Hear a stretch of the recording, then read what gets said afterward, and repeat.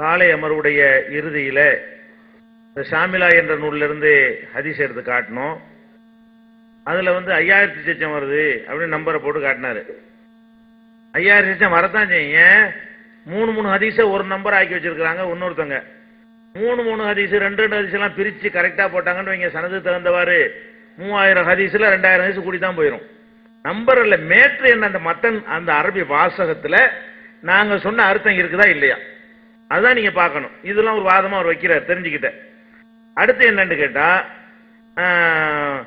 அந்த இந்த ஹதீஸ் இருக்க பேன் பாக்குற ஹதீஸ், பேன் பாக்குற ஹதீஸ் சொல்லும் பொழுது என்ன செய்யறாருன்னா, அதை ஏத்துக்கிறீங்களா இல்லையான்னு கேட்டார்.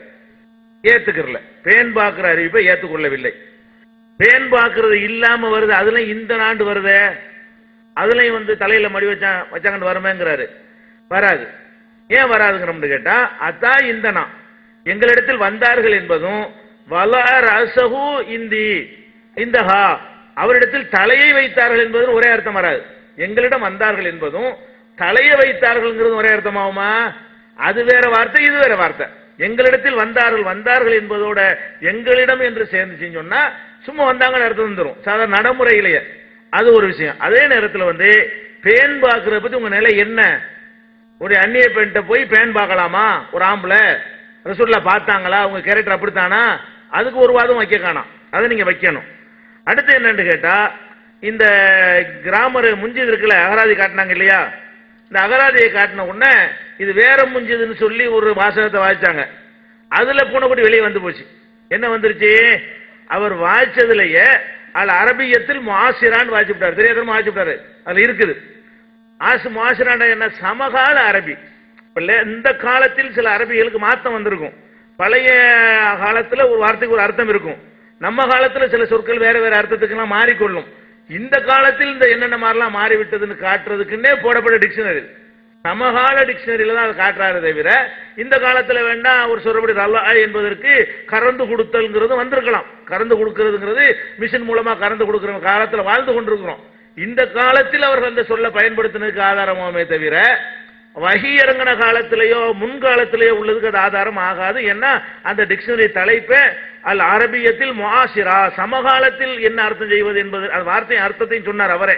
அதனால அது டிக்ஷன். நாங்க எப்ப என்ன தெரியுமா, ஆரம்ப காலத்துல இந்த சமகாலத்தில் உள்ளவர்கள் இப்ப செய்யறாங்களா அர்த்தம், இதை விட்டுட்டு ஆரம்ப காலத்துல ரலா என்பதற்கு என்ன அர்த்தம், இந்த மாதிரி கறந்து குடித்தல்ங்கிற அர்த்தம் இருக்காண்டு அந்த டிக்ஷனரியில் எடுத்து காட்டணும். சமகாலத்தை காட்டக்கூடாது. அப்ப அந்த அர்த்தம் இல்லைங்கும் பொழுது ரசூல் ஸல்லல்லாஹு அலைஹி வஸல்லம் அவர்கள் அப்படி சொல்லி இருக்க மாட்டார்கள்.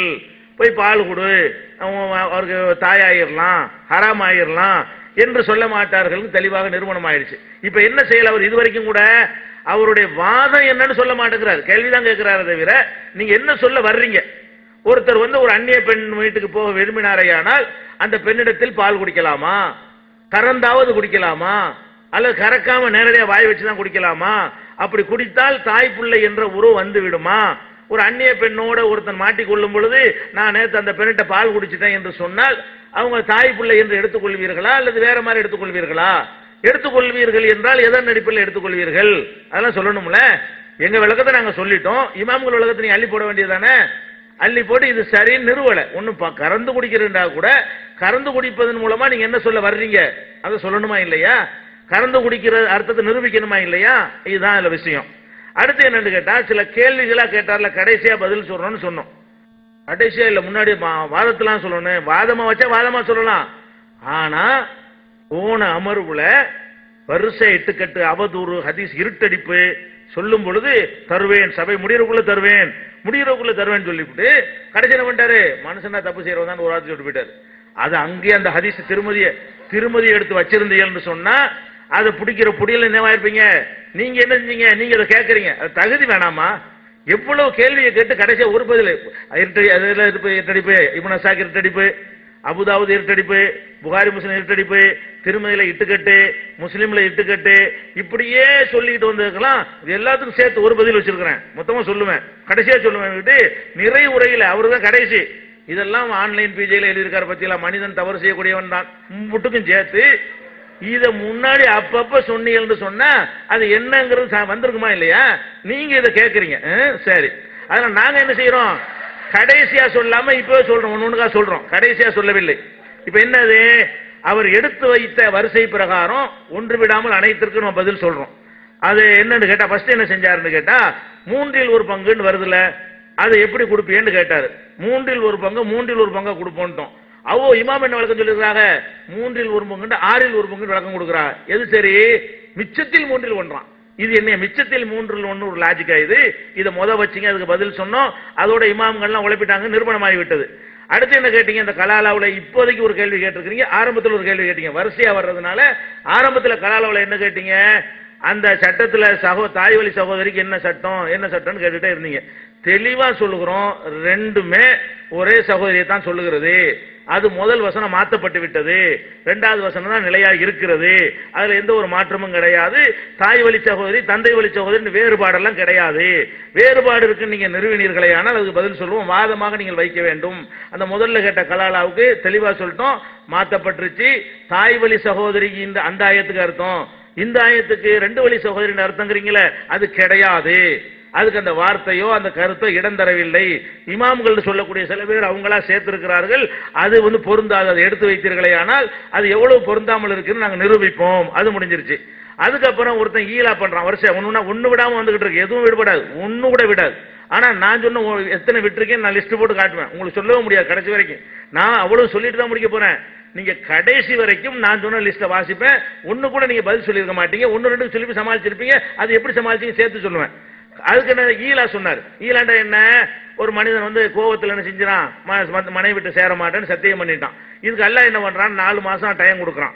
4 மாசத்துல திருந்திக்கிட்டான்னு சொன்னா, நான் தப்பு செஞ்சுட்டேன் நம்ம சேர்ந்துக்கிறோம்னா பிரச்சனை இல்லை. 4 மாசம் கழிச்சிருச்சுன்னு சொன்னா அது தலாக்கு விடணுமா, அதுவா தலாக்கு ஆயிருமா அப்படின்னு கேட்கிறாரு. கேள்வி என்னது, 4 மாசம் கழிச்ச பிறகு மனைவியை தலாக்கு சொல்லணுமா, அதுவா ஆயிருமான்னு கேட்கிறாரு. அதுவா தான் ஆகும். இவன் தலாக்கு சொல்லணுமாக இருந்தால் 4 மாசம் கெடுவுக்கு அர்த்தம் கிடையாது. அல்லாஹ் 4 மாசம் கெடுன்னு கொடுத்துட்டான், 4 மாசத்துக்குள்ளதானே திருப்பிக்கிறன்னு. கெடு முடிந்து விட்டால் அவ்வளவுதான், தன்னால முடிஞ்சு போய்விடும். அது தெளிவா அந்த வசனம் தரப்புசுங்கிற வார்த்தையில் அது விளங்குகிறது. அதுக்கு அடுத்து என்ன, ஃபைன் அஸமு தலாக், தலாக்கை உறுதி கொண்டார்களே, ஆனால் உறுதி கொள்ற அர்த்தம் மீட்டாம இருக்கிறது. 4 மாசத்துக்குள்ள மீட்டாமல் இருப்பார்களே, ஆனால் அவர்கள் தலாக்கில் உறுதியா இருக்கிறார்கள் அர்த்தம். வாயினால தலாக்கு சொல்ற பத்தி பேசவே இல்லை. இல்லை என்று சொன்னா 4 மாசம் கெடு கொடுத்ததுக்கு அர்த்தம் கிடையாது. அப்புறம் என்ன தலாக்கு, அது ரஜையா பாயினா கேட்கிறாரு. திருப்பி அழைக்கத்தக்க தலாக்கா அல்லது மொத்தமா முடிஞ்சு போற முத்தலாக்கான்னு கேட்கிறாரு. எங்கள்கிட்ட முத்தலாக்கே கிடையாத. முத்தலாக்குங்கிறது ஒரே நேரத்தில் முத்தலாக்கு சொன்னாலும் சரி 3000 சொன்னாலும் சரி எங்களுக்கு ஒண்ணுதானே, எங்க நிலைப்பாடு தெரியும். எங்களுக்கு ஒரு ரஜை தான், தலாக்குன்னா ரஜை தான், திருப்பி அழைத்து கொள்ளத்தக்க தலாக்கு தான். 3வது தடவை சொன்னா தான் என்னவாக அது பாயினா ஆகும் என்பது எங்க நிலைப்பாடு. நாங்க விளக்கி இருக்கிறோம், தெரிந்து கொண்டு கேட்கிறார். அதுல எந்த ஒரு குழப்பமும் கிடையாது. அடுத்து என்ன கேட்கிறார், வருஷம் ஒண்ணு கூட விடாம அவ்வளவு வருஷம் தான் எழுதி வச்சிருக்கேன், ஆனா வருஷப்படி தான் சொல்லுவேன். அடுத்து என்ன, ஹஜ்ஜுடைய மாதங்கள் இருக்கிறது, அது எந்த மாதம் குர்ஆன்ல இருக்கான்னு கேட்கிறாரு. ஹஜ்ஜுடைய மாதங்கள் மட்டும் குர்ஆன்ல இல்ல, அல் ஹஜ்ஜு அஷ்ஹுருன் மஅலூமாத், அனைவருக்கும் தெரிந்த மாதங்கள். அனைவருக்கும் தெரிந்த மாதங்கள் என்ன அர்த்தம், பள்ளிவாசல் இடித்த நாள் போராட்டம் நடக்கும்னா உங்களுக்கு டிசம்பர் தான் வழங்காது, அதை நான் சொல்ல வேண்டியதில்லை. அனைவருக்கும் தெரிந்த மாதங்கள் என்ற வார்த்தையில் இருந்த அந்த ஹஜ்ஜுடைய மாதங்களை எல்லா மக்களும் அறிந்து வைத்திருந்தார்கள்.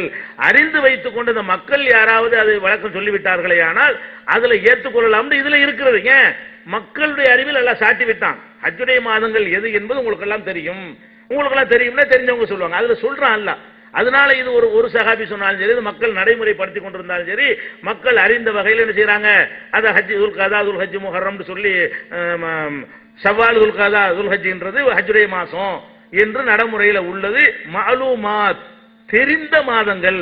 தெரிந்ததுன்னு சொல்லும் அல்ல, ஏன் சொல்ல போறான், ஒரு நாள் ஒரு காரியம் தெரிந்து இருக்கும் பொழுது அதை சொல்லாமல் விட்டால் அதிலிருந்தே மக்கள் விளங்கிக் கொள்வார்கள், ஒரு குழப்பமும் கிடையாது. அடுத்து என்னன்னு கேட்டா, லா உக்ஸிம் பி ஹாதல் பலதுன்றாரு, லா வேஸ்டா இருக்குன்றாரு. அதான் அந்த காலத்து நடைமுறை, அதான் எல்லாரும் அபூஜையில புரிஞ்சுக்கிடுவான், அபூஜையில இப்படி பேசுவான், அரபுல இருந்த வழக்கம் அப்படின்னு சொல்லிவிட்டோம். இது இமாம் சொல்ல வேண்டியது இல்ல, இமாமாக இல்லாத காபிர்கள் கூட இதை புரிஞ்சு அந்த காலத்து வழக்கத்துல லா உக்ஸிமுன்னு போட்டாங்கன்னா உக்ஸிமுன்னு அர்த்தம் ஆயிடுச்சு.